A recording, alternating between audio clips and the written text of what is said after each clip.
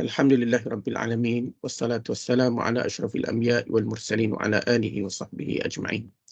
Alhamdulillah, pada kali ini saya akan membawakan suatu kertas bertajuk Pelaburan Emas Menggunakan Dana Zakat Menurut Pandangan Islam. Di Malaysia, wang dana zakat atau Baitul Mal adalah terletak di bawah bidang kuasa negeri-negeri. Perkara ini termaktub dalam Perlembagaan Persekutuan melalui Jadual 9 Senarai 2 dan juga melalui enactment pentadbiran agama Islam negeri-negeri di Malaysia. Dalam kajian ini, sebagai contoh, saya pergi kepada negeri Selangor. Pada akhir-akhir ini, kesedaran umat Islam tentang tanggungjawab zakat dan pengurusan harta mengikut syariat Islam telah berkembang dengan pesat. Sistem pungutan zakat dan sumber am sentiasa diperbaiki dan meningkatkan jumlah kutipan. Justru itu kita melihat di dalam rajah yang diberikan ialah sebagai contoh 2018 Selangor mempunyai lebihan zakat sebanyak 36 juta, 2020 mempunyai lebihan zakat sebanyak 45 juta, 2021 70.6 juta. Fenomena ini telah membangkitkan suatu isu iaitu pelaburan wang zakat di bawah kumpulan wang Baitul Mal Majlis Agama Islam Negeri untuk mencambahkan manfaat kepada penerima zakat. Namun begitu, dua persoalan yang timbul ialah adakah dana zakat boleh dilaburkan sebagai usaha untuk memaksimumkan kemaslahatan pihak asnaf, dan yang kedua, adakah boleh menggunakan dana zakat untuk pelaburan emas. Sebelum menjawab persoalan tersebut secara langsung, saya bawa dulu perkara yang berkaitan dengan sumber dan agihan zakat. Sumber zakat adalah merupakan rukun Islam yang kelima dan kewajipannya ditegaskan melalui Al-Quran dan hadis Nabi. Sumber perolehan zakat adalah daripada dua sumber utama iaitu zakat fitrah dan zakat harta. Zakat fitrah dikutip pada bulan Ramadan sehinggalah kepada sebelum solat sunat Aidilfitri, manakala zakat harta pula tertakluk kepada syarat-syarat yang telah ditetapkan oleh hukum syarak. Daripada sumber kita beralih kepada pengagihan zakat. Zakat diagihkan kepada 8 golongan yang telah disebut secara jelas melalui surah At-Taubah ayat 60. Mereka tersebut ialah fakir miskin, amil, mu'allaf, riqab, ghamirin, fi sabilillah dan ibnus sabil.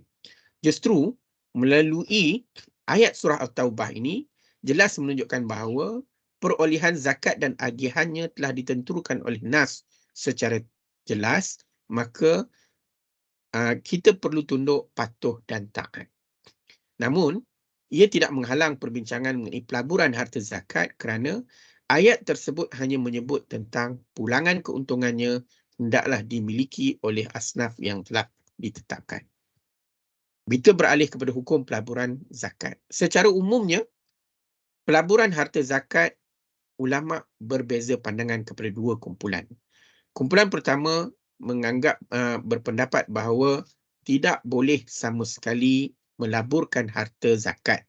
Ini kerana pelaburan harta zakat akan menyebabkan ketertangguhan pembayar zakat kepada asnaf yang layak menerimanya.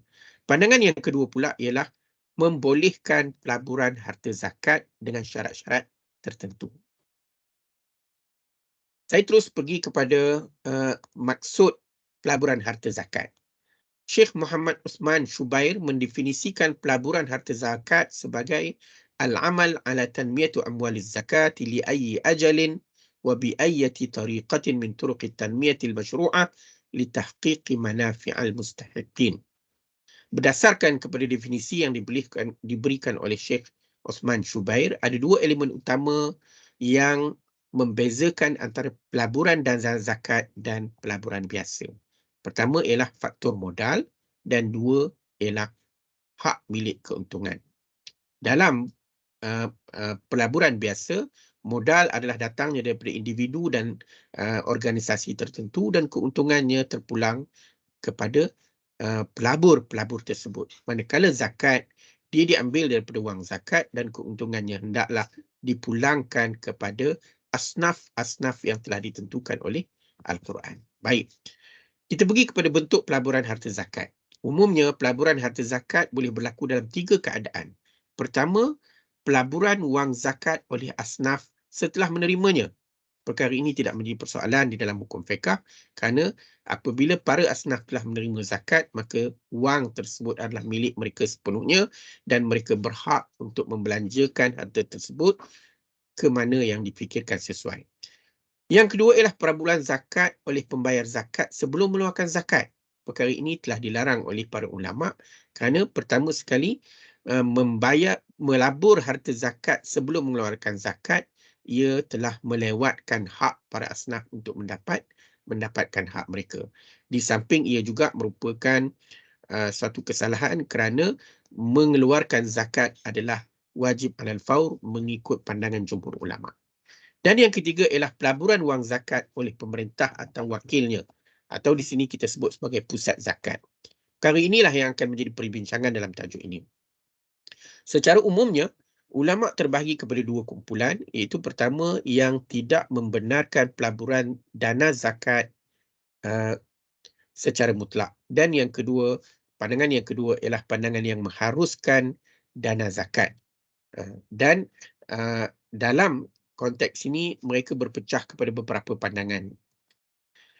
Pandangan kedua ini, saya terus pergi kepada pandangan yang kedua, iaitu hukum pelaburan zakat dengan pelaburan wang zakat oleh pusat zakat, hukumnya adalah harus. Ini adalah pandangan Majma' Fiqh Al-Islami hasil muktamar kali ketiga. Dia juga adalah didokong oleh Lajnah Fatwa Kementerian Wakaf Kuwait dan didokong juga oleh beberapa fuqaha semasa seperti Dr. Wahbah Zuhaili, Dr. Abdullah Nasir, Syekh Mustafa Zarqa, Syekh Dr. Yusuf Al-Qaradawi dan lain-lain. Pandangan ini berasaskan kepada hadis Rasulullah SAW yang pernah mengkhususkan satu tempat yang khas untuk menternak unta yang telah dizakatkan. Ia dapat dilihat dalam hadis Uraniyin dan hadis Al-Wasam Al-Iblis Sadaqah. Ini memberi justifikasi bahawa Rasulullah tidak mengagihkan binatang zakat secara segera. Perkara ini juga telah diwujudkan oleh Khulafaur Rashidin. Contohnya Sayyidina Umar bin Khattab yang telah membina ladang zakat, ternakan zakat di tempat yang bernama Rabzah, dan Sayyidina Uthman pula membina ladang tersebut di tempat bernama Sarif. Banyak hadis-hadis yang dalil-dalil yang tuan-tuan, puan-puan boleh ikuti melalui kertas. Keputusan Mesyuarat Fatwa Negeri-Negeri di Malaysia.